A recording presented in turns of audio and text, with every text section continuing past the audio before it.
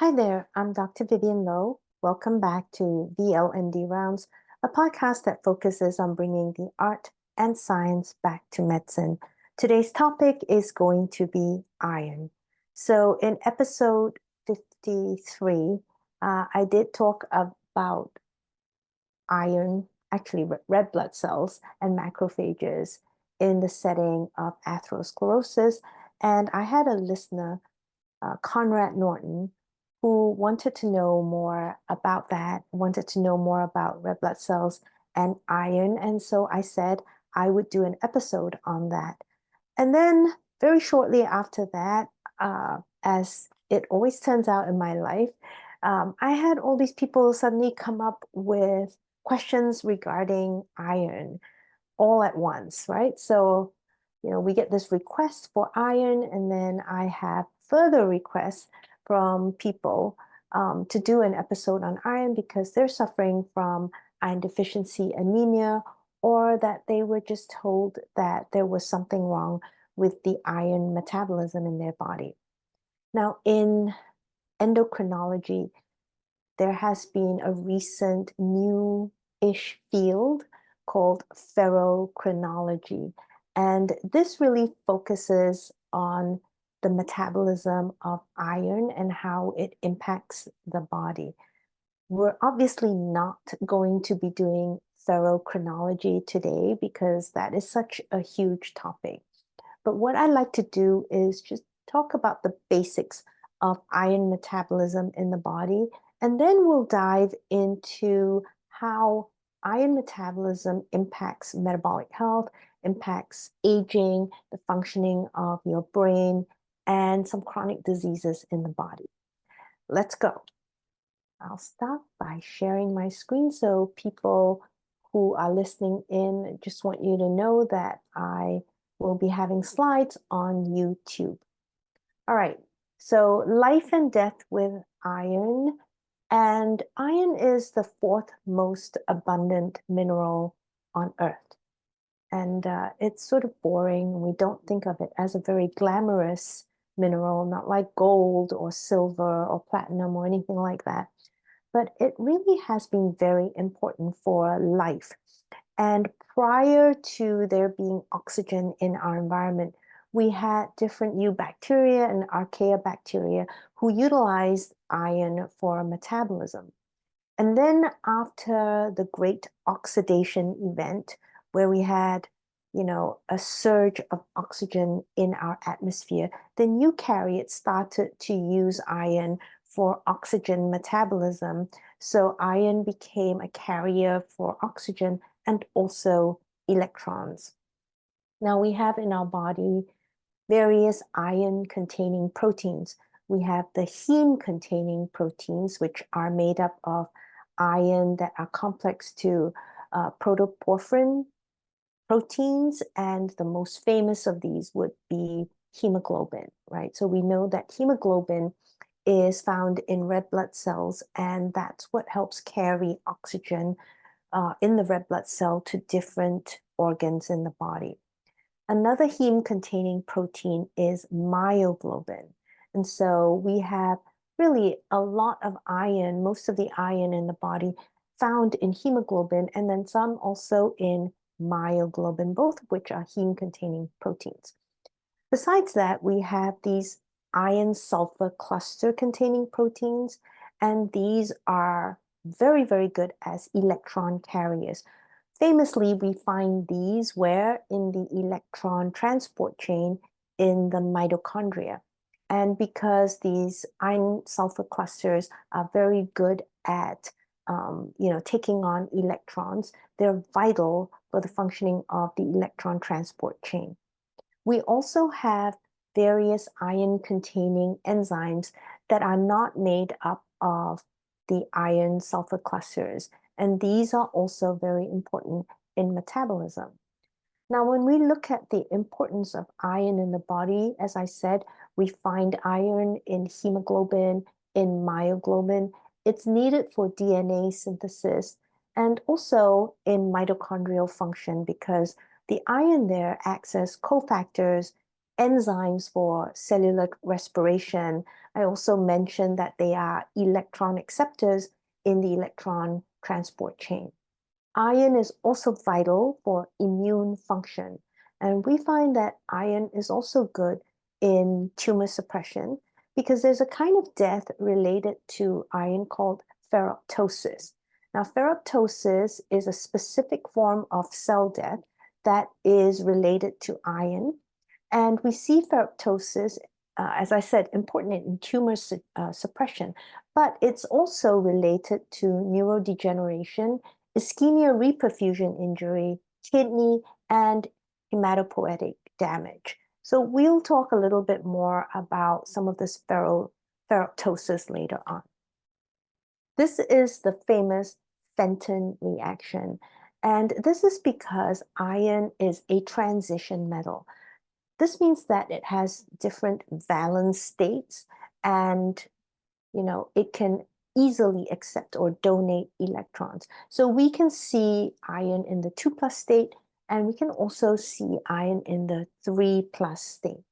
So the Fenton reaction is when ferrous iron, Fe2+, reacts with hydrogen peroxide and forms ferric iron, Fe3+, hydroxide, which is OH minus, and also this hydroxyl radical.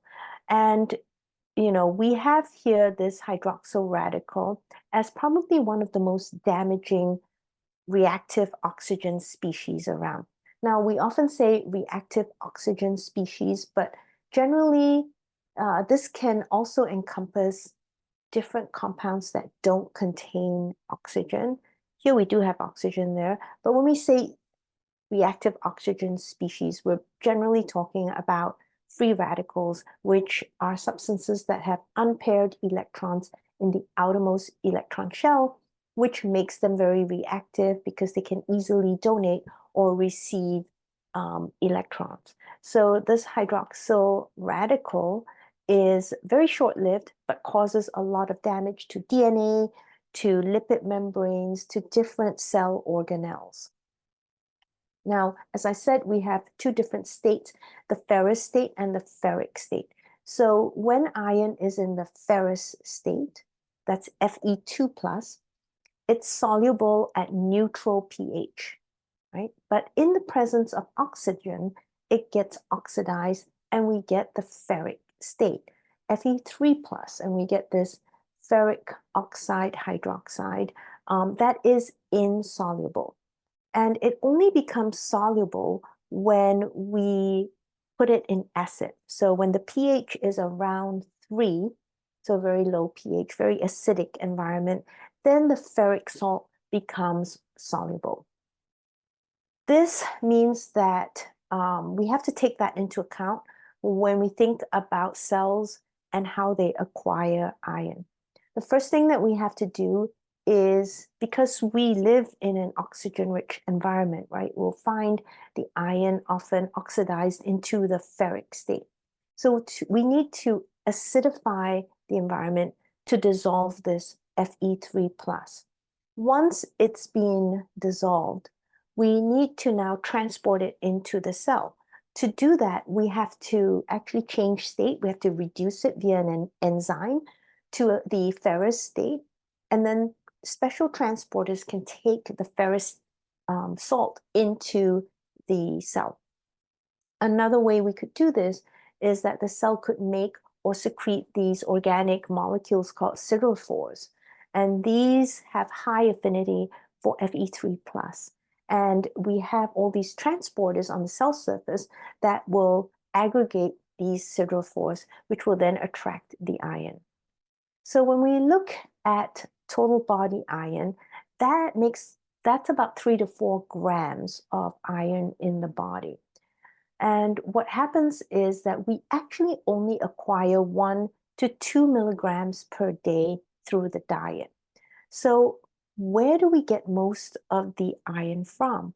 Turns out that most of the iron in your body is recycled from erythrocytes or red blood cells. And this is where the macrophages come in.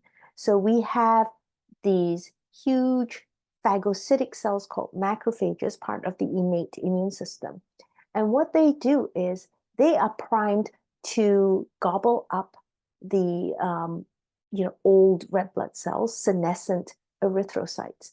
And then they recycle the iron. They release the iron from those old and dead red blood cells, release that iron back into the plasma. They release that iron to the liver.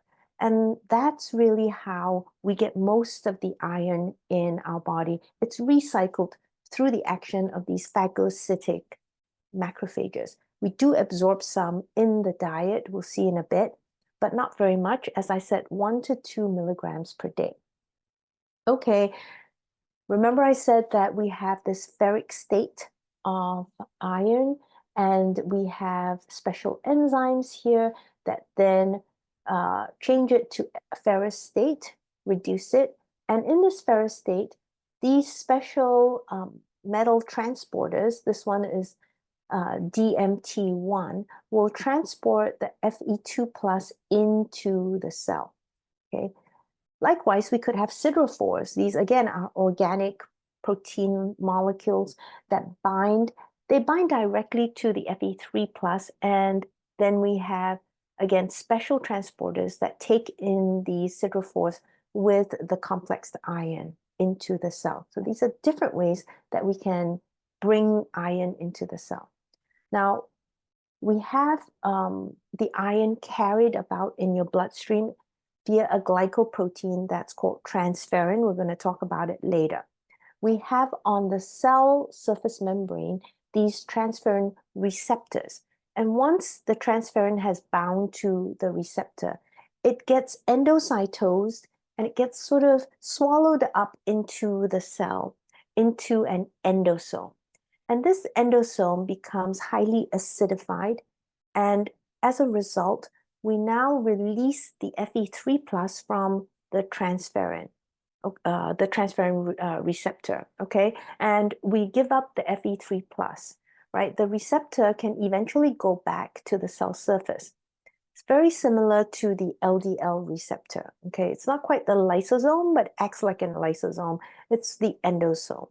The Fe3 plus is then converted by an enzyme to Fe2 plus, and then again, using this DMT1 transporter, we are able to transport the Fe2 plus from within the endosome into the cytoplasm of the cell. And we'll see what happens to it then in a bit. So ferritins are these proteins that can bind Fe2 plus, convert it to the ferric state, Fe3 plus oxygen, plus phosphate. And so what we do is we trap this iron in the ferric state in an iron cage. And you can think of ferritins as acting like an iron cage to trap the Fe3 plus there and render the Fe3 plus inactive, because normally they would be very volatile, they would cause a lot of damage to the cell, but now that they're trapped in this iron cage, then we kind of keep it in a safe environment away from the rest of the cell.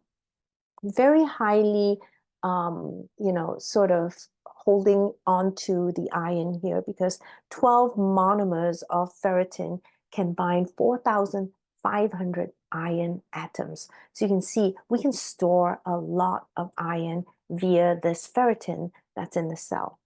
I also mentioned transferrin, and you could think of it as a siderophore in our bodies. So it's kind of this organic molecule that we produce, and it's used for transporting iron.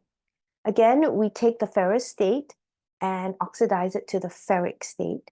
And this is now bound to transferrin, which has very high affinity for the iron. One transferrin can bind 2 atoms of Fe3 plus. And that's transported through the bloodstream. When we get to cells that have the transferrin receptors on them, as I said, they get internalized into those endosomes, which are very acidic. And then eventually we dissociate the ferric salt from the receptor. Receptor goes back to the plasma membrane. The Fe3 plus is converted to Fe2 plus. And now it can be transported out of the endosome into the cytoplasm. We also have non-transferrin bound iron, and that is mostly taken up and cleared by the liver. I'd like to introduce you to this molecule known as hepcidin. Really interesting because it's actually an antimicrobial that is produced by the liver. It also has been made by macrophages as well. So we can have hepcidin that's made in the liver, in macrophages, even in the pancreas, okay?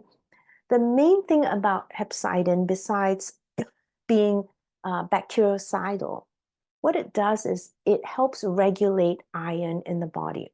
When you have a lot of hepcidin produced, right, then what will happen is that it will bind to a protein called ferroportin. Ferroportin is the only exporter of iron from the cell to the external environment. Okay? The special exporter or transporting protein called ferroportin actually takes iron from within the cell and pumps it outside the cell. Well, when you have hepcidin present in large amounts, and this happens when we have inflammation, when you have iron overload, right? Then what happens is the hepcidin will bind to the ferroportin, endocytose, and degrade the ferroportin. So without the ferroportin, what happens? We are now unable to actually pump the iron out of the cell. It remains trapped in the cell. Now, in the intestines, this will be in the enterocytes, and these cells in the intestinal wall, they're just going to keep the iron there, and they're not going to pump it out to be transported to other cells in the body. And in a few days, those cells die, and they and the iron they contain will be shed in the fecal matter. So you poop it out. Okay, that's what happens in the intestines. In immune cells, in the macrophages, remember I told you that the macrophages are really important for recycling iron. So if you have high hepcidin, then what happens is we get a decrease in this ferroportin because most of it gets degraded. And as a result, we are unable to take iron from within the cell, from within the macrophages, and bring it to the external environment. And so serum iron levels start to drop, okay? We still have the iron trapped within the cells, but they are not accessible. So when you have a condition of high hepcidin, as seen, as I said, with inflammation, with iron overload, what happens is now you have decreased absorption of the iron in the intestines. You also have decreased export or recycling of iron by the macrophages. So we can look at that whole iron picture again from the viewpoint of the macrophages. You see that the macrophages in this diagram here, they generally will recycle the iron after they have gobbled up the red blood cells. They spit out the iron. That iron now can get into the bone marrow, and then as hematopoiesis occurs and we generate more red blood cells and so forth, then those red blood cells will take on the iron again in their hemoglobin. We can also have that iron go to the liver and to various other tissues, the brain, into muscle, into the heart, and so forth, all right? Similarly, we can absorb iron through the diet that gets taken up in the intestines, goes to the liver, and can get to other tissues. Now, when we have high hepcidin levels because of inflammation, then hepcidin is going to block the absorption of iron here. See that inhibition there? It also inhibits the recycling of iron from the macrophages. And as a result, we have lowered iron levels, right, in the bloodstream, and then lowered uptake also by other tissue. This is looking specifically within a cell, what actually happens with iron going in and out of the cell. Again, a review of everything that we said. We have transferrin binding to the transferrin receptor, and then the iron and the transferrin receptor, they all get endocytosed here. And in the acidified environment of the endosome, we're going to dissociate the iron from the transferrin. The receptor gets recycled back to the plasma membrane. Now you'll see that the iron now gets converted from its Fe3 plus state to its Fe2 plus state and is now transported via DMT1 out into the cytoplasm of the cell. And from the cytoplasm, when needed, it can be transported out of the cell via ferroportin. Okay, so that's one loop. The other thing that can happen in the cytoplasm is it gets trapped in the iron cage. Remember the ferritin that I mentioned? And it stays there until needed, or it can go to the mitochondria where it can be used to make all kinds of iron-containing proteins for enzymes, part of the electron transport chain, and so forth. We also have these iron regulatory proteins that bind to iron response elements in DNA, right? And they are involved in the expression of iron metabolizing genes. So when we have a state of high iron, then we're actually not going to make a lot of the transferrin receptors here because we don't want to bring in more iron. However, in states of low iron condition, then we're going to upregulate the expression of transferrin receptors and bring more iron into the cell. The other thing that happens with a high iron state is that we're going to have more of the ferritin made so that we can trap and hold more iron within the cell. Whereas when we have a low iron state, then we're not going to have a lot of the ferritin because we want most of that iron to be used either in the mitochondria or released to different parts of the body. Now, we have often heard of anemia. Many people know that one important cause of anemia would be iron deficiency. And then obviously, what we would do in those conditions is give people more iron because that iron then can be used to make the hemoglobin in red blood cells. However, what we often don't talk about is iron deficiency without anemia. And it turns out this is 3 times as common as iron deficiency with anemia. So we might miss this because it's very common, but we don't think of anemia. We don't think of iron deficiency when we don't see anemia. With iron deficiency without anemia, what we will find is low ferritin, right? Because of course we don't have enough iron, so we're not actually trapping a lot of iron within the cell. We also have low transferrin saturation because we're not carrying a lot of the iron around as well, but we may have a normal hemoglobin. Now, in these patients, they will often complain of weakness. They get tired easily. They have fatigue, right? Some of them may have what sound like fibromyalgia symptoms. They're tired all the time.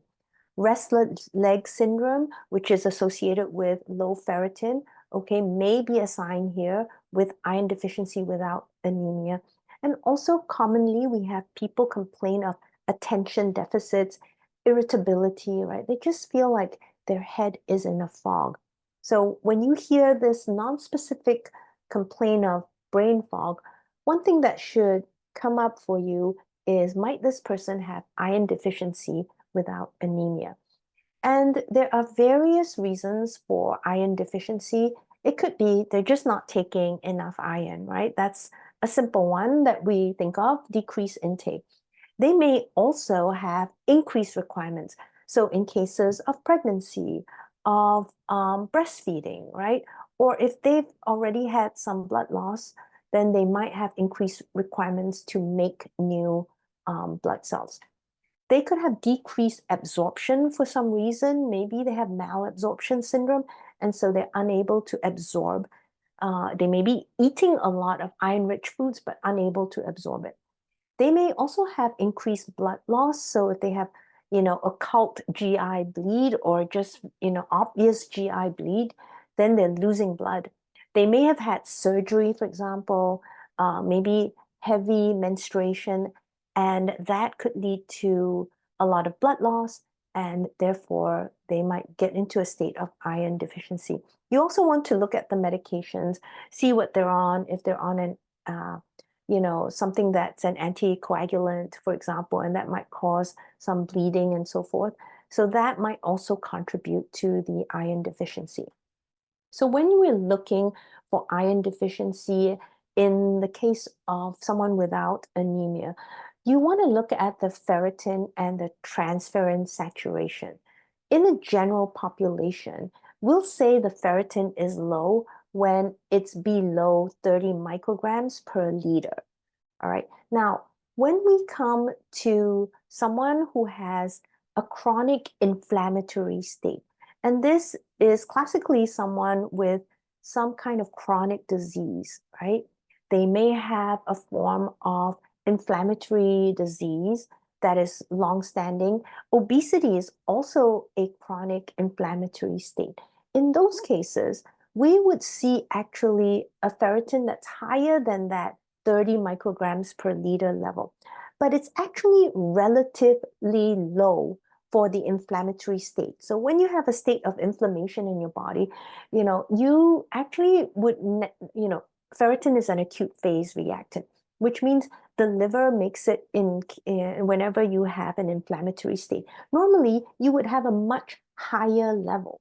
But when you see these people with iron deficiency, right, they'll have normalish looking ferritin levels, but it's actually relatively low for that inflammatory state. So classically, you'll see below 100 micrograms per liter, and that transferrin saturation is below 20%. Now, if you look at patients who have heart failure, for example, you could see anything from below 100 micrograms per liter to below 300 micrograms for ferritin, and transferrin saturation, again, below 20%.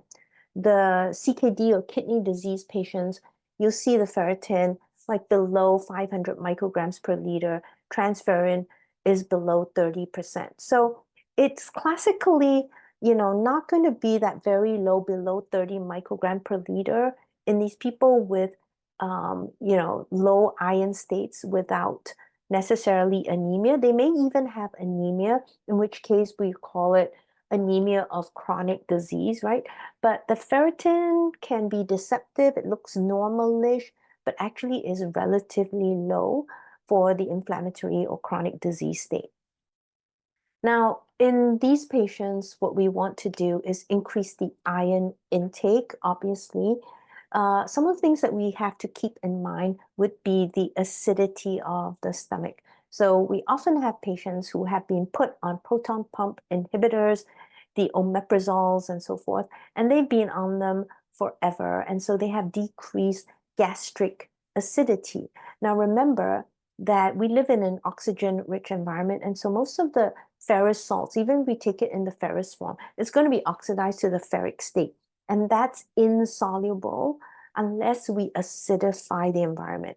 So it's important for the stomach to have good acidity. A pH of around 3 would be optimal so that we can make the Fe3 plus soluble, right? So we want to watch out for those patients on proton pump inhibitors. Try to acidify the stomach. Sometimes we use ascorbic acid for that. That's the reason for using vitamin C. But if we can also wean them off the proton pump inhibitors, they shouldn't be on them for that long anyway, that would help. You also want to watch for GI symptoms when you replace the iron, because a lot of people can't tolerate it. They get nausea, vomiting. They just kind of have an upset tummy with the iron. And this is especially true because you really should be advising your patients to take the iron on an empty stomach, okay? Them absorb a bit more iron, because there are many things in the diet that can interfere with iron absorption. So one important thing to keep in mind is that often I hear people recommend to their patients to have plant-rich diets or maybe even vegan diets. So you should remember that when you have a plant-rich diet, that's by definition a diet that is rich in phytates, P-A-T-E-S, phytates or phytic acid, which is the storage form of phosphorus in plants. Now, these phytates bind minerals very strongly. So they're going to bind to magnesium, they'll bind to zinc, they'll bind to copper, they'll bind to iron, right? And when they're bound to the phytates, these minerals are bound to the phytates, they are not absorbed into the body and they just get pooped out of the system. So if you have a patient that's having these plant-rich diets, then you have to make sure, especially for these patients, that they are not eating and then taking their iron together. Also, tea, coffee, red wine, cocoa, chocolate, these will all impact iron absorption negatively. Calcium especially is another one. So if you have someone who is, taking in a calcium-rich meal, then that's also going to affect the intake of iron. When we talk about dietary iron, a lot of times I'll hear doctors tell their patients, oh, green leafy vegetables, especially when they are promoting these plant-based diets, right? And we could get some free iron to the patients that way, but that's really not the best way. I also want you to consider if you take something like spinach, you often will hear people say, oh, you can take spinach if you have iron deficiency because spinach is rich. It's one of these dark green leafy vegetables. So it's rich in iron. Well, okay, but acid, which is going to interfere with iron absorption. So no, you're likely not going to get very good absorption of iron through the spinach, right? So the best way to get dietary iron into the patient is really through meat or liver because now it's going to be delivered via heme. So what we have to remember is that the absorption in the gut, in the intestines, is either through this DMT1 transporter protein into the enterocyte, right? And that would be the case when you have free iron absorption. And then remember, then eventually it's exported on the other side out to the rest of the body via ferroportin. We also have another transporter that is a heme transporter, and it is actually much easier and it's a better way for iron to get into the body. So the DMT1 isn't a very efficient way, and really not a lot of iron, free iron gets absorbed that way. However, via the heme transporter, you can get in a good amount of iron. So really, if you have a patient who is iron deficient and you are trying to increase dietary iron in those patients, you should be recommending dietary heme via meat and also liver. You could be giving them iron supplements. The most common form would be through these ferrous salts, ferrous sulfate, ferrous gluconate, ferrous fumarate, phosphate, whatever. And the problem is that they're really not that well absorbed. You have to give it 1 to 2 hours before food because I just told you all the things in food that could interfere with iron absorption. It turns out that actually alternate day dosing of 60 to 200 milligrams of, say, ferrous sulfate is more effective than daily dosing. And that's because people, again, they don't really like to take their iron. And so even though you prescribe daily dosing, they're not likely to be taking it. And they may be more amenable to alternate day dosing and actually take the iron and tolerate it better. So it turns out that it is probably a better idea if you're going to use iron supplements to recommend alternate day dosing Again, you want to have that vitamin C co-administration, the ascorbic acid, again, to help acidify the iron, the contents of the stomach, for example, and solubilize the iron. The other thing that I sometimes recommend is lactoferrin co-administration. Doesn't actually increase the absorption that much, but when you give lactoferrin together with ferrous sulfate, we do see higher, serum iron levels, and that might be because lactoferrin itself has some antioxidant properties, and as a result, it decreases inflammation, and so decreases hepcidin and allows you to actually export more iron from, let's say, the macrophages to other parts of the body. What about intravenous iron?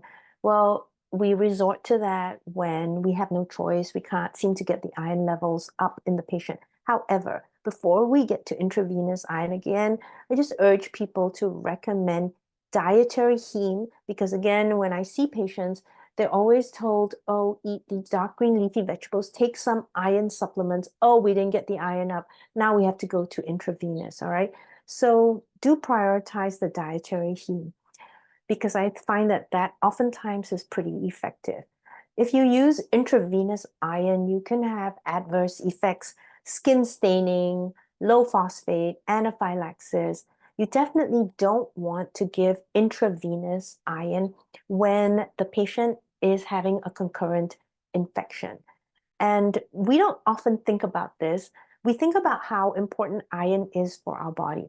But you always want to understand that iron is important for the metabolism of pretty much all organisms. So if you have bacteria in your blood, in your system, in your body, you can bet that they want iron as well. They need the iron to reproduce. They need the iron to infect you and to take a hold, right, over the immune cells there. So if you give iron when you have an infection, you are actually giving a free supply of iron to the bacteria, which can then utilize it to, again, cause damage and infect your body, right? Remember that all organisms prioritize iron. And in fact, much of the immune response in your body may be to hide iron from pathogens. So your body is actually, with the macrophages, for example, when we talk about an infection,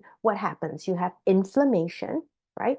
And with inflammation, again, what happens? We make more hepcidin. We make that in the liver cells. We also make that in the macrophages.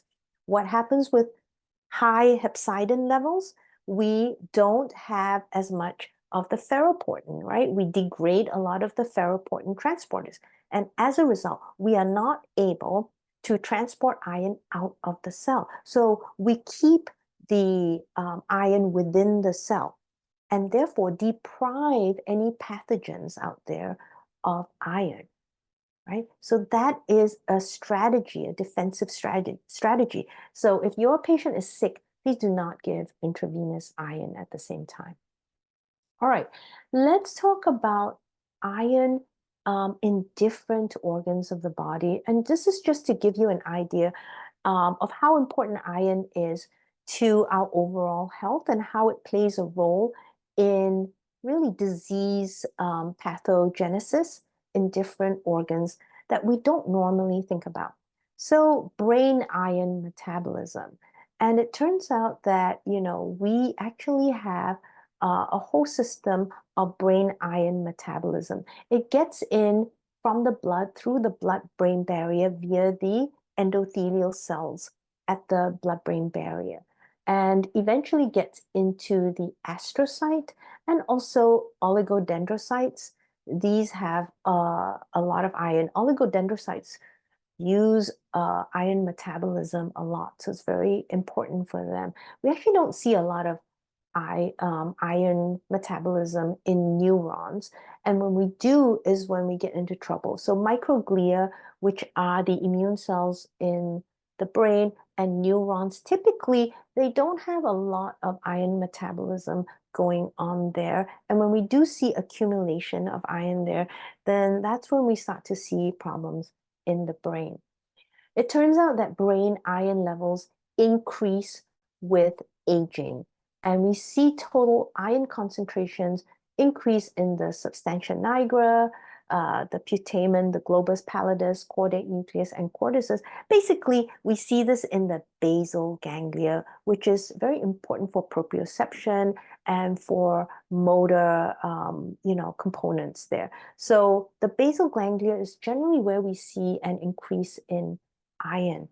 And when we have increased brain iron, then we get neurodegeneration. This is because, again, we go back to remembering that iron is very reactive. And so we create a lot of reactive oxygen species. Remember the hydroxyl radicals, right? That come about from the Fenton reaction that I talked about way at the start of the episode. So this causes a lot of oxidative stress. We get a lot of these free radicals that damage DNA, they damage the membranes, they cause a lot of mitochondrial dysfunction. And also we see a lot of toxic protein aggregation in these neurodegenerative disorders that actually seem to be triggered by elevated iron concentrations, the ferric iron state, the 3+ iron.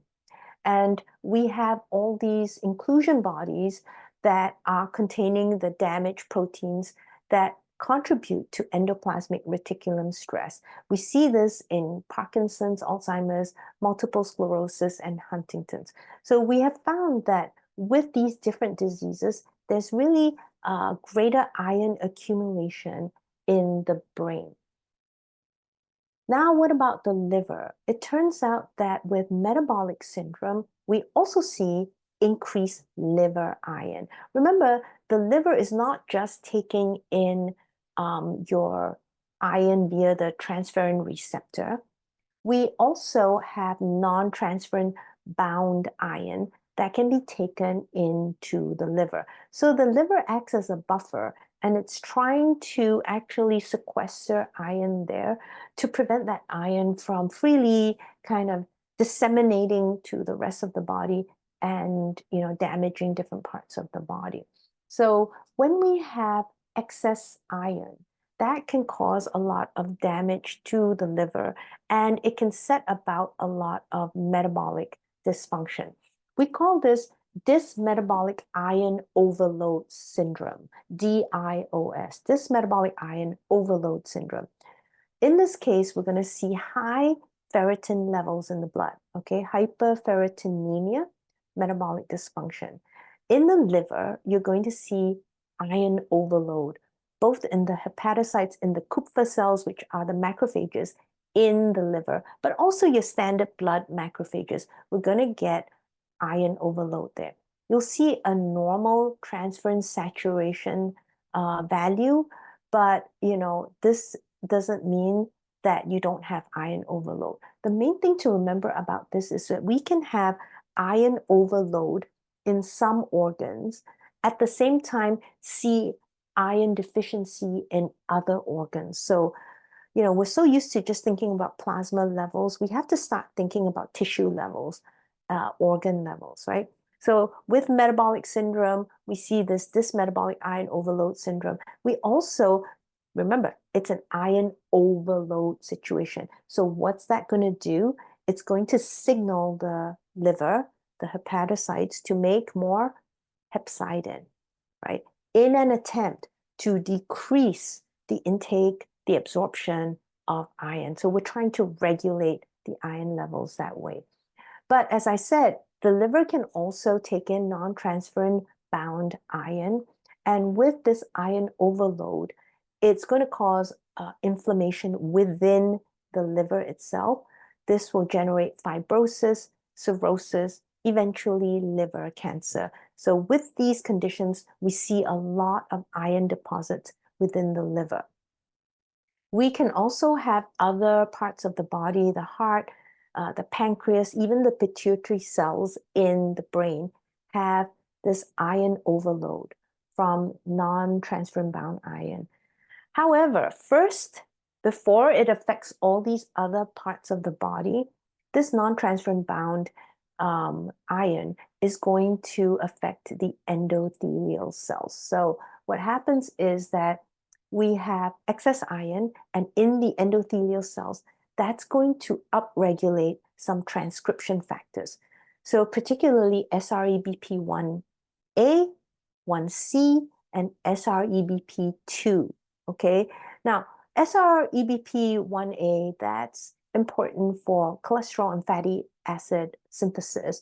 SREBP1C for fatty acid synthesis.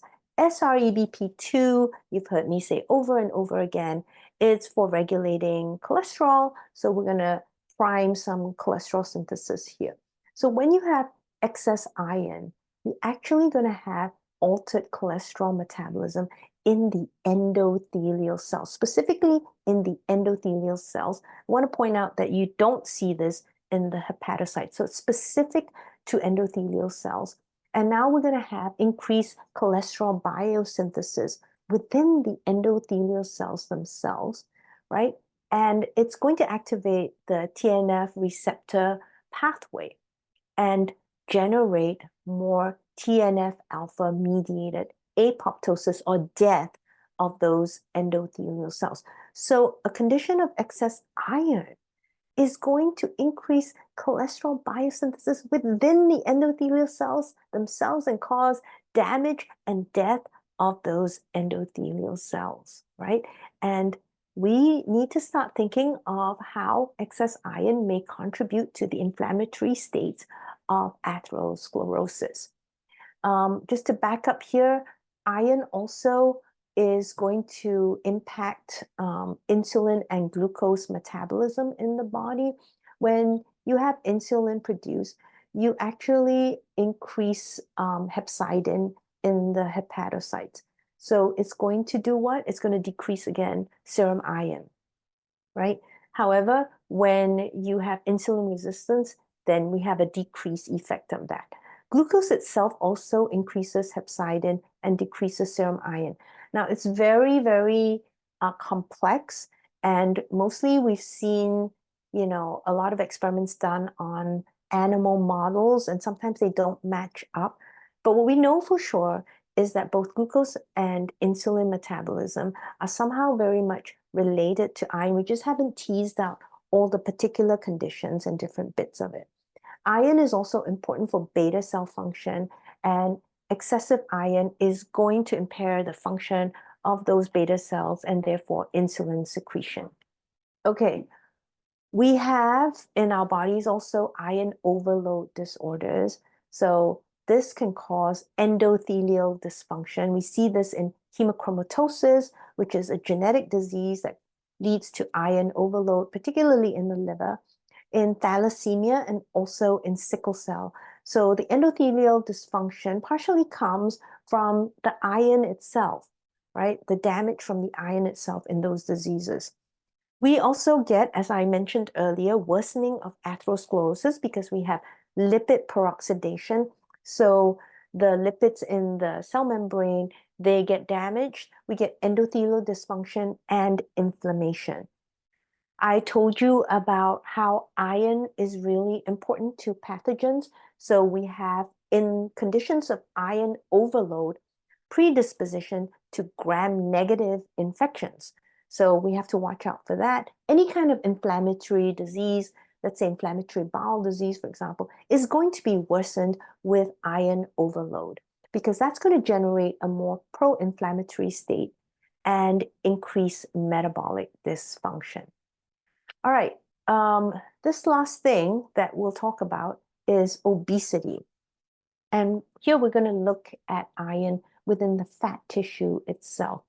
So we know that the main immune cells in fat tissue would be the macrophages, right? Adipose tissue macrophages. And there are at least 7 subsets of macrophages, different subsets of macrophages within fat tissue that we know of. And it turns out that the iron metabolism in those macrophages actually is going to impact the health and the metabolic state of the fat tissue. Remembering that, again, iron and macrophages go together, that most of the iron that we have in our bodies come from recycled iron through the macrophages.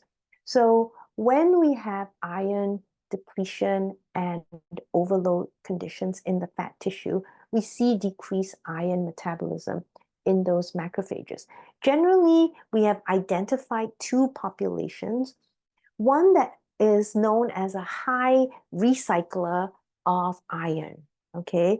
And then we have low recyclers, macrophage populations, low recycling macrophage populations. The high recyclers have more of an anti-inflammatory M2-like state, and what they're able to do is buffer iron better. So kind of, protect, they recycle, take in a lot of iron and recycle them, and they protect the fat tissue from the damaging effects of iron. When we have obesity, what we find is a transition. We have less of these healthy, high recycling macrophages, and we have more of the low recycling macrophages that are recruited also from monocytes that come from the bone marrow. And now we have a different ratio of these different types of macrophages. The low recyclers tend to have a more inflammatory profile, so they are more an M1-like state. And as a result, we get a lot of iron accumulation and the damage that comes with iron deposits in fat. This also impacts the endocrine function of the fat, so that with increased iron deposits, we have lowered adiponectin and lowered leptin levels. All right, so we see changes in the fat tissue. This also impacts the glucose and insulin impacts on the fat tissue. So again, this is still to be teased out. There are lots of details here that we still don't understand. A small part of ferrochronology, right? Because iron also impacts other hormones such as your thyroid hormones and so forth. So we want to just start thinking about iron deposits when we see metabolic diseases and realize that we can at least help our patients by trying to decrease some of the damage from the iron accumulation. Now, here we can see in this slide that iron deposits in organs are increased by overconsumption. So this is where, again, if they're eating a lot of, let's say, dietary heme, they're eating a lot of iron somehow, taking a lot of supplements, they could have overconsumption that way. Very important here, never gets talked about, is alcohol, okay? Alcohol is important in iron accumulation. When you drink alcohol, even in small amounts, you're going to increase iron deposits in the brain, iron deposits in the liver, and also perhaps in the pancreas. We've known this for years. So we can also deposit iron in the heart, all right? The reason is that alcohol is going to downregulate hepcidin levels, right? Normally, hepcidin is very sensitive to iron loads. When you drink alcohol, we actually decrease hepcidin levels regardless of the iron situation in your body. So now we've decoupled hepcidin from iron levels, right? And we actually downregulate hepcidin, which means what? Which means we increase absorption of iron in the gut, which means that we also increase export of iron from cells, such as the liver cells, such as the macrophages. So now we have huge influx of iron in the bloodstream, which can be now distributed to different organ systems. And we end up with iron deposits, as I said, in the brain, iron deposits in the heart, iron deposits in the liver itself. Okay, so that's one other reason that, we know alcohol is a class 1 carcinogen, but it's also going to be increasing iron deposits in organs. So we shouldn't be telling our patients to drink at all. And if you have a patient who is high risk for, let's say, a neurodegenerative disorder, okay? So I see these people and let's say they are homozygous for E4 and they have higher risk for Alzheimer's disease, and they're worried about how they can decrease their risk. At the same time, they're drinking alcohol. And I'm like, okay, how is this helping? How is this helping at all? It makes no sense, but people don't think of it that way, right? Somehow they just kind of negate the effect of alcohol. I'm saying you can't do that, okay? It's well known that alcohol is going to increase brain iron. It's going to increase neurodegeneration. It's going to increase the iron deposits in your liver and in other organs. So alcohol is a big no-no here, as you want to decrease the iron deposits. Obesity states also should be regulated. Why? Because remember that obesity is a state of chronic inflammation. Therefore, what happens is we're going to have, different cytokine signaling, inflammatory changes that will cause a lot of differential iron deposits in different parts of the body, right? Again, don't forget that you can have iron overload in one organ. So for example, in an obesity state, you may have increased iron deposits in the fat tissue, but you may also at the same time have depleted stores in the liver, depending on the context. So that's why I say it's pretty complex and it's not a simple, sort of one state situation there.